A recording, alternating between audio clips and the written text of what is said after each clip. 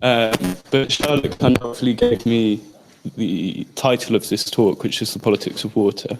So my work outside of kind of shuffling people around in plates is as a consultant, mainly doing primary research to inform public policy in low middle income countries or evaluating aid programs.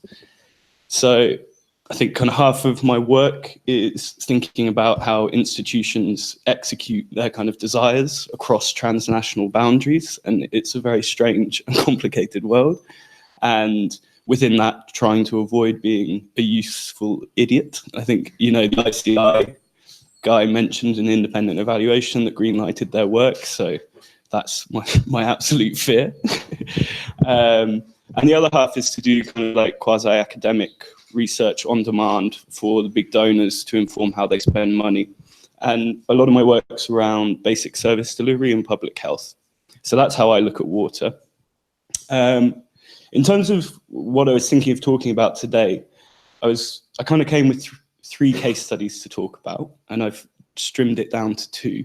And they're cases of kind of places that I've worked or situations that I think are going to be relevant and also illustrate how different institutions behave to deliver services around a common resource. So I think the contribution to the discussion thematically is not really about, there's not a direct read across, but I think the interesting bit and where the contribution might be is in terms of how institutions behave, but also how a common resource is managed and the politics around that. So I think in terms of what I'm thinking about of the politics, it really is that exercise of power in terms of deciding who gets what and managing conflict in the context of a shared resource. And I'll talk about northern Kenya in the Assal region and the camps that have been there for decades now. And then I'll also talk about Cape Town's water crisis last year, which was kind of the first of many, really, actually, that's going to happen. I think a few framing remarks around water is first, there's a huge kind of water, food, energy nexus and the multiple uses of water. So water for irrigation globally is about 70%. That rises to 80, 90% when you're in predominantly agricultural societies. So a lot of South Asia, a lot of African countries. 20% is industry and about 10% is for domestic uses. So, and that's of the renewable fresh water, not the portable water that comes out of taps. Fundamentally, like water basins are transboundary in nature, and they also don't respect administrative boundaries. So you get an awful lot of issues where you'll have either rivers, particularly obvious in the case of like India and Pakistan, or the conflicts in the Golan Heights, whatever, but also the underground aquifers and how they're managed between states or districts within countries. And that's all very interesting, but I'm not going to talk about it at all. But I just think acknowledging that is a big one. And then I think the other thing on the politics around is a lot of the struggles that you see around water. So there are First Nations in America, a lot of the conflicts you come into with industry and pollution. Again, big issues, not what I'm going to talk about. So turning to, I think the first kind of case study I was evaluating a UK NGO who'd been funded by the British government, like several hundreds of millions of pounds to do work globally. And as part of that, traveled to northern Kenya. And they have these several, well, cities. So Dadaab, the biggest refugee camp in the world, and then Kakuma, which is another one in each of these. Between them, about 350,000 people living there since the early 90s. So it's this extended, protracted, it's not quite a crisis, but you know, it's often called an accidental city. And I think maybe Maggie or Nelson can attest to it. Actually, maybe other, yeah. City of Thorns, yeah. And it's in northeast, in the Assal region. And it's a political hot potato there, not least because of the security agenda. And, you know, in the camps being threatened to close, Al-Shabaab and all the attacks. But the reason that I'm interested in the politics of it there and what I think is relevant is because the world's aid industry comes there to be on display. And in the context of the politics of water and who decides to get that water, you have these two parallel systems of service delivery going on.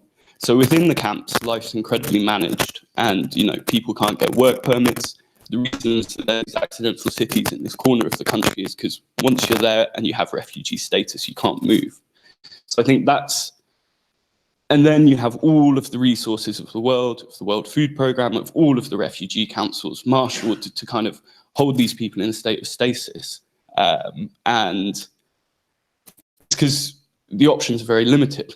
But as it pertains to water, so you have all of these organisations doing geological surveys and drilling boreholes. And the thing to say is the underlying water in that part of the world, although it's very arid on the surface, there's reasonably good groundwater. It's just quite deep. So that's the system that's for the refugee camps, and it's kind of very heavily managed. People get tokens, and you get dispensed 20 litres a day per person. And then you have the town of Kakuma, which is next to the camp and has a smaller population of about 110,000. And there they have 5 systems, and also there's still aid money flowing into there, but it's managed by the water users associations, essentially kind of community groups or of varying degrees of formalization of service delivery. So you have a common resource sitting below these two completely different ways of life, and it's being abstracted. And the interesting thing is, but the region's been in a series of kind of protracted drought, and it's been getting worse. And it isn't the case of it being, a once in a 50-year or a once in a 10-year event. It's just these persistent low-level droughts of increased variability that's not recharging the surface water. And it's slowly becoming extremely challenging for the host communities to continue to live their way of life. They're predominantly pastoralists.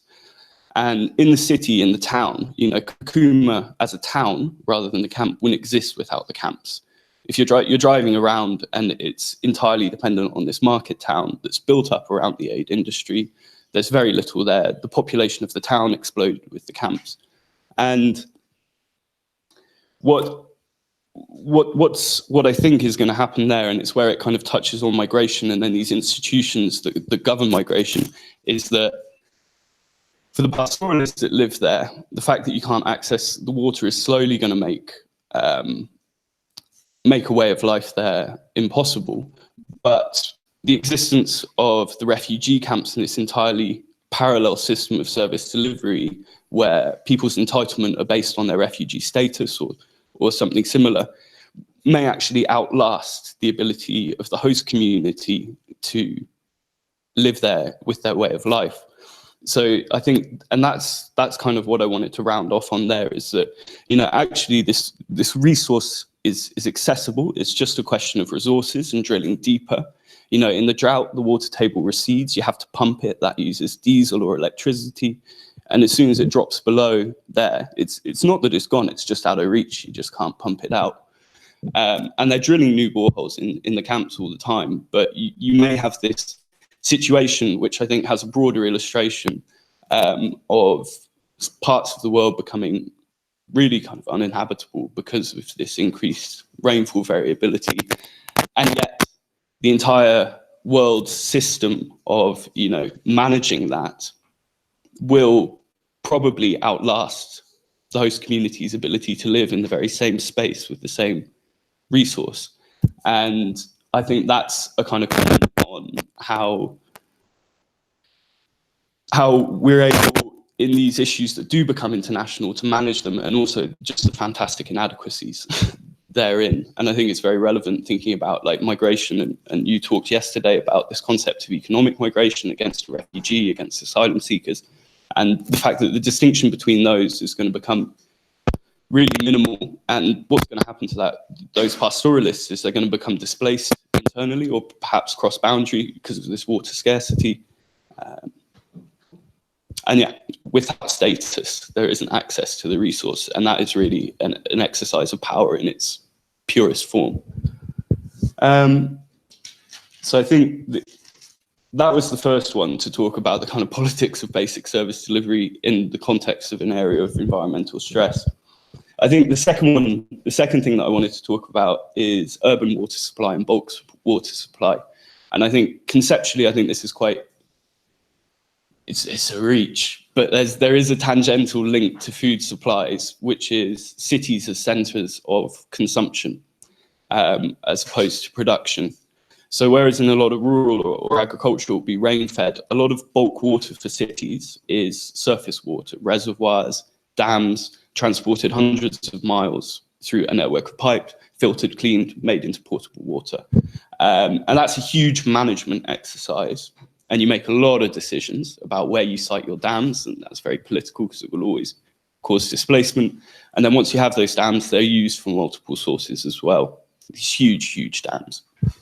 And in the urban water markets in a lot of the places, you also have, the politics of who gets served water and the growth of cities and urbanizations and the slum populations and those being essentially unserved. And an area of research I'm particularly interested in is the informal markets that spring up within those contexts to fill those service delivery gaps. And they're fantastically complex in the absence of formal service provision.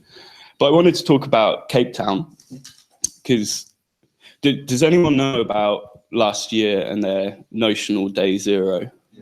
Yeah. Okay, so I think that for those that don't, Cape Town came incredibly close to running out of water. And that's because the dams that it relied on were dropping right down to the point at which they wouldn't be able to pump. And this started coming from about 2015 and introduced really aggressive kind of water restrictions. But last year, again, in the Western Cape, a story of kind of rainfall patterns changing and those reservoirs drying up meant that it was really coming to a crunch point, and they had this notional day zero of where the city would run out of water. So there are extreme controls placed on how people can access water, progressively getting more from the tariff structure that people get charged, so that you have your bare essentials at a reasonable price, and then almost every litre of water beyond that you're charged a huge amount. And the story is that they managed to avoid running out of water through this kind of really aggressive, not aggressive, I mean, it's entirely necessary, but system of water rationing.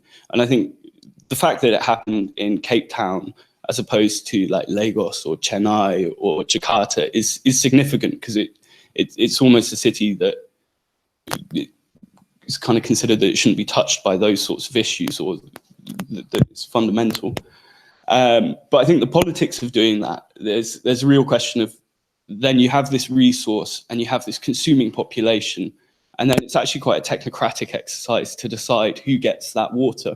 But in the process, it also becomes incredibly politicized, and it's in the context of infrastructure that takes decades to build. So it's not like there's a quick fix. In the heat of the crisis, you're rolling tankers in and saying, you can fill this bucket, and that's how we're managing the resource. But I think the reason that Cape Town's quite interesting is because, as with Kakuma, it is very much a decision of resource and resource allocation as to who gets what, and it's having to be made in these increasingly stressed environments. And I think the other thing to say is what happened in Cape Town is extremely likely to happen in other cities. And in the process of managing the resource, they had to cut off water for irrigation in all of the surrounding farms in the Western Cape. Huge economic losses to those farmers. They've been quantified and they're in the billions. But yeah, I think this is going to be a repeat issue. Niti Aayog, which is the Indian government's internal think tank, last week put out a report saying they reckon 21 of their cities are going to run out of water by 2020, affecting about 100 million people. Wow. And that's to do with groundwater abstraction. And then I think there's also lots of other cities in the world that are going to be touched from it. London's not free of it. I think it won't be water rationing in the same way, but you'll certainly see measures to reduce kind of exorbitant water production, because London's reliant on surface water, the Lee and the Thames. Sao Paulo Last year, their reservoirs reached 4%. It's one of the most populous cities in the world. They had to tanker water in with armed guards because there was a huge risk of looting if they didn't. And then I think California also is an extraordinary example of where, you know, cities like Los Angeles that might be felt to be untouchable are going to be really affected by these crises. There's great footage online actually, because to slow evaporation in their reservoirs, they essentially got hundreds of plastic balls, you know, like a ball pit. So there's really great videos of them dumping hundreds of millions and millions of these things to sit on top of their reservoirs to stop evaporation. But it's quite desperate measures. And as I say, I think, but back to the politics of it and what it actually means and why it might be relevant to the discussions we're having here is, I think, because you have this resource and you have these rapid changes going on in terms of how we live, and particularly cities, as I said, as centers of consumption and everything flowing in. And I think it's relevant to some of the discussions that were happening just at the end of that, you know, the Coco video of you know, are you just a consumer, or is consumer power the only way that you kind of articulate or have any agency in the context of these issues? And I think that actually there is something in that once you are living in an urban environment, water illustrates that you're in a very complex system, and actually one where you have very little agency over how the vitals of life come to you, and that includes water and that includes food. And I think the shock of kind of what happened in Cape Town, or the shock of these water crises, are going to be exactly that, a shock to the kind of assumptions that we have about how livable cities are. But there's a grain of hope in terms of, I think that, and it might just be my professional bent, but it's largely a question of resource allocation and the will of certain institutions to manage these things effectively. So I see it slightly as a technical challenge as opposed to a political one, but you know, you'll always need the political will to drive it. I think that's it. I think, yeah. Just to mention something that happens close to here. In Rome, they had a crisis last year. They were feeding out of Lake Potentino, and visibly, or the year before, you could see the lake going down. But the fact about Rome that is absurd, it has aqueducts coming from mountains, and therefore one would imagine there's this continuous amount of water that comes in, and there is. But according to official data, I believe there's like 85% dispersion in the Rome water system. And they talk about it, but no one is going about repairing this stuff. And that's madness. If you think that 85%, to put it clearly, is being wasted, thrown away, that's terrible.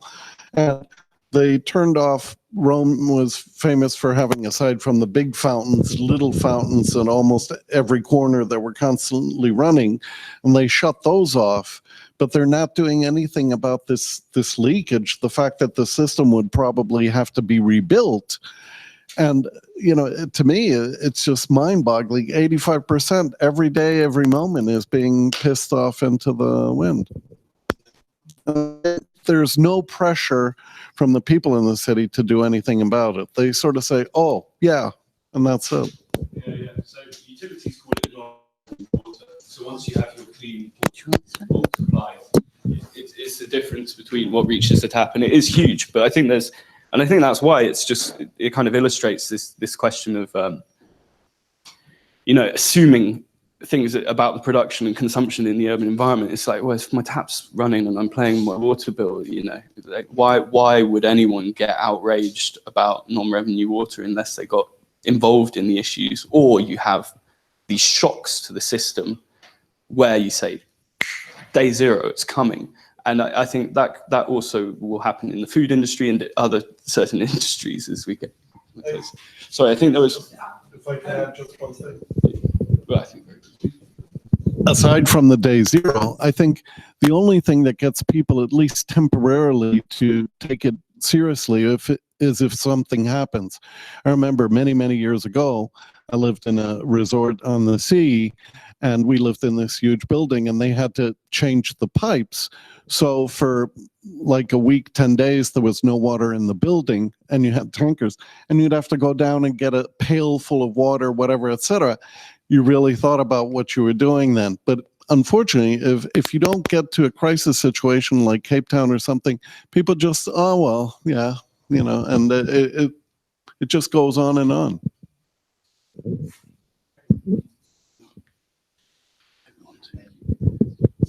We always hear of and recently it's been in the news again that Nestle and Coca-Cola are somehow responsible for the water shortages, particularly in India. What role do these big companies have in this problem that you're discussing? Yeah, I think that there's one thing that I didn't mention in the kind of framing, and that's this idea of virtual water that gained traction in kind of policy spheres. And virtual water is the idea that anything that you consume takes a certain quantity of water to produce it. And that applies to cocoa, that applies to soft drinks, it applies to cotton and denim.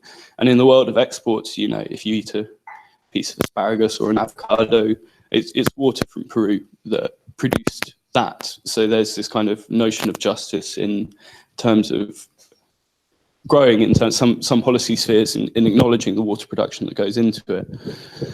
I think with companies and industries, it's not something I have a great deal of experience in, so I don't want to speak beyond my experience too much. But I think you've got a choke point there for regulators because they're large consumers of water, and if it's based around a factory site, and water pollution is huge, and I think that's where you get a lot of the kind of social pressure.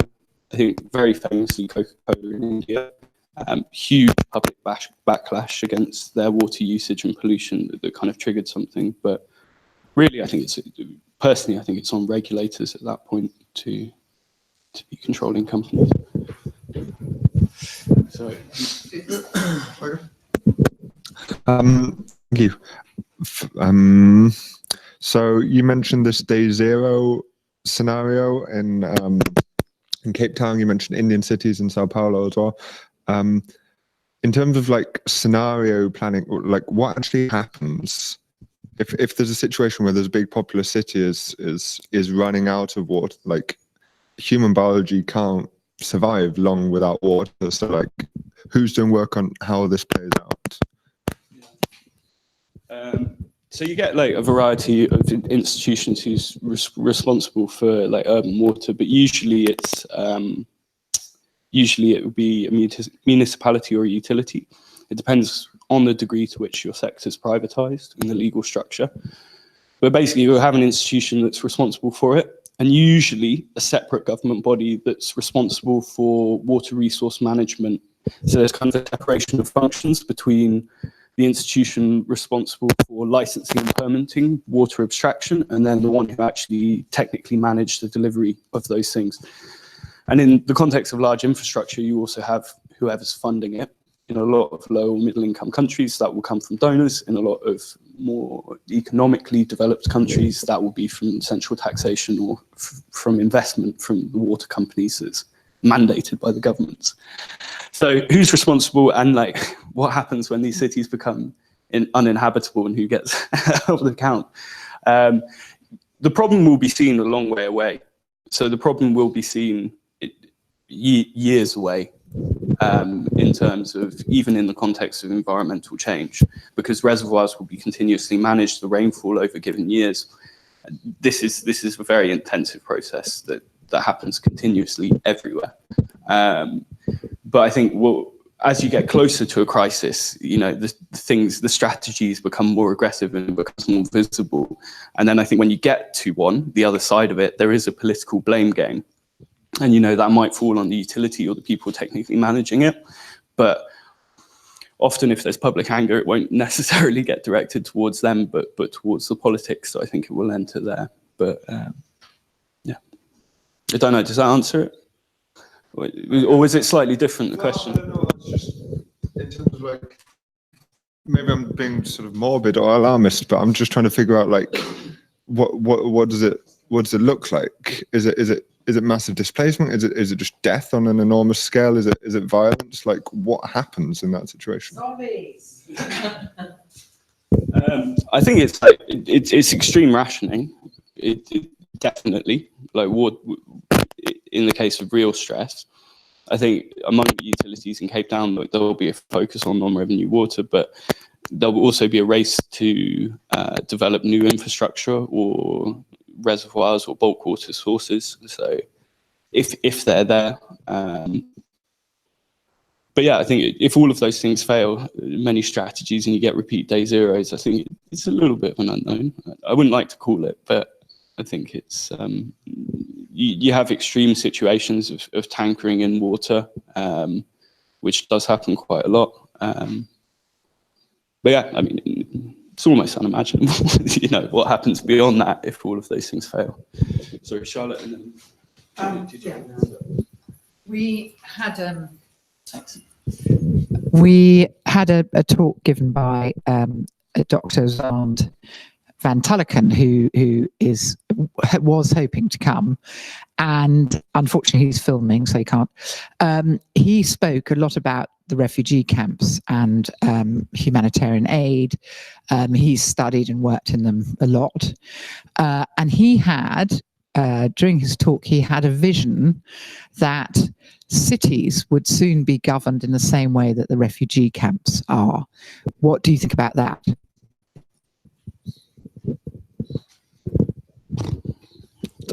It's an invitation to make an apocalyptic prediction, really. That cities will become similar to concentration in the sense that everything will be managed like one of the refugee camps, and the resources will be strictly controlled. People will go in a very different way in the future. Yeah, I mean, I'm speculating here and just kind of taking the opportunity to get a bit broad, but I think that, you know, cities are quite vulnerable and as centres, and especially, you know, across Europe, just-in-time supply chains or managing the flow of resources into cities is fairly precarious, and I think you do have lots of examples across the world of what happens in the context of shortages, be it like food, fuel, or water. And cities as concentration camps, I'm not so sure, but I think that they are really heavily managed environments, operating in complex systems, and I think because of that, they're quite vulnerable. Sorry, Wolfgang, Rick says for a little while. Thanks. Zach, I'm sorry I missed the first bit, so you may have addressed this already, but I'm struck by the governance challenges in the sense that we lack the institutional forms that are capable of dealing with these kind of complexities. So, you know, World Economic Forum a number of years ago, looking at the sort of major threats and vulnerabilities, so the obvious ones show up, but at the meta level of vulnerability is that we don't have governance capacity. So, you know, we see this on the refugee, you know, diversity, migration side. So you have people working on social side on so-called inclusion strategies. You have people at NATO saying, actually, we need to think in terms of inclusive security. So exclusion is as significant a security threat as the ones that organizations like NATO are now galvanized against. And we don't have capacity for integrative problem solving and governance. I mean, I see that in my world. I just wonder if you see that in yours. Yeah, no, I often think, like, when you get to, I agree. I think the governance, and that's actually why I kind of chose those things, because, you know, the context of environmental stress and water running out in these places, it does feel like a very kind of external crisis, or a refugee camp there for 20 years because of war. It feels like these big external things. But I think, if anything, that was kind of actually part of the message, that I do view it as kind of this technical governance administration, management, decisions about resource and investment, especially in the case of gas region where, you know, groundwater's actually there. I mean, it's just a bit out of reach for want of investment. But yeah, I think that it's also a question of like when things get quite boring, I feel like you've got closer to the nub of a problem. You know, it's when it gets like grindingly boring on like the technical administration or the behavior of institutions that I think you're beginning to get close to it. Because I think in the case of complex systems, it does get quite boring. And Mickey, I thought when we were watching your documentary and you were screening it and you had all the like baffled Nestle employees, and you know, it's like the presentation of that was that these people are, you know, kind of the ones who are responsible, and there's no better target in a way. But you know, you also probably have someone who's just like in charge of accounts and is like got to meet their sales targets to certain people. You know, that's the like really boring complexity of it, is that these things aggregate into being quite sinister.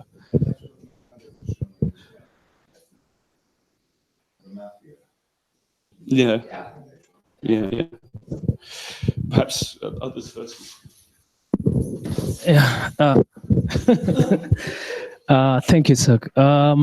Yeah, like the water situation worldwide has reached a crisis level. I mean, you talked about cities in India, which are almost running out of water, affecting millions of people.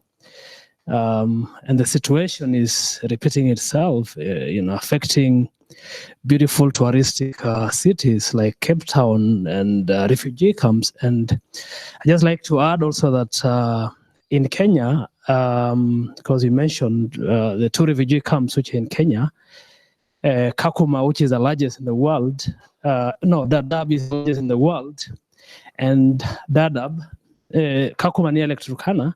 And then in the last 6 months, 80% of the rivers in Kenya are actually drying up. And it was a serious crisis. And I think it's now a global challenge. And I just wondered what you might think, or what kind of suggestions you have that as measures that could help, you know, in the restoration of the water systems. Because obviously, if something is not done, then we are facing a clear and, you know, present danger. Yeah, I think that's quite a big question. And one I think if I were to try to address, I'd be speaking too far beyond my experience. So I'm I'll happily confess that I'm right at the edge of my knowledge there. And there's a whole load of people who do work on water resource management and conservation, and there's plenty of strategies in terms available. But to put my finger on a few that I'd promote or tell you all is true. I don't have too much to offer on that one, sorry. I just wanted to say from my own experience and what happened in Rome, it's clear that there is a major crisis looming, but people are ignoring it. If you imagine that, for example, in Italy, the water from the rivers and lakes have gone into Rome or whatever for hundreds of thousands of years, but there were very few people. First of all, there's no snow in the mountains, and it takes 10,000 years for something to penetrate through the rocks to go to the source of the water, the rivers, whatever, and get in. There's nothing going in from there anymore, very little, hardly anything. And if you just imagine one moment the kind of consumption we have, industries, air conditioning, cities running with millions and millions of people, and nobody doing anything to conserve or reuse water, it's rather frightening. And one thing we should be doing is looking at the examples that already exist. For example, how in Israel they desalinate water. They're very advanced on that because they've had to be. But I've been to places where they practically reuse 100% of their water almost, or minor, small amounts, because they've created systems where in these small centers they can reuse everything. And the Blackwater, they have ways of reusing also. We ought to be doing something now while there's time, and we just wait and wait and wait. By the way, the Cape Town experience, the Cape Town example, is a very good one. I only happen to know something about it because I saw some excellent pieces on TV, and I just wanted to let you guys know all you have to do is, if you search on Google Cape Town Water Day Zero and put AJ Plus. AJ Plus is Al Jazeera Plus. It's what's left of Al Jazeera America. They did a fantastic 10-minute piece of why the water was going away. The Guardian did one, how they managed to stop it. You can find 30, 40 great videos, very well done, in 1 second, and they're worth looking at, because you may not know it, but wherever you are, the situation is going to end up like that, especially on account of climate change. Yeah, no, that's a good point.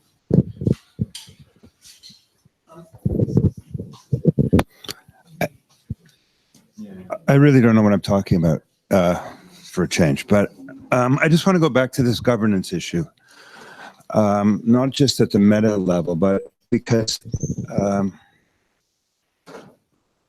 right, let me see if I can put this clearly after last night. I think we are shifting overall. I think so many of our discussions are pointing in a direction, which is that we're at one of those inflection points in history where we are going to have to shift.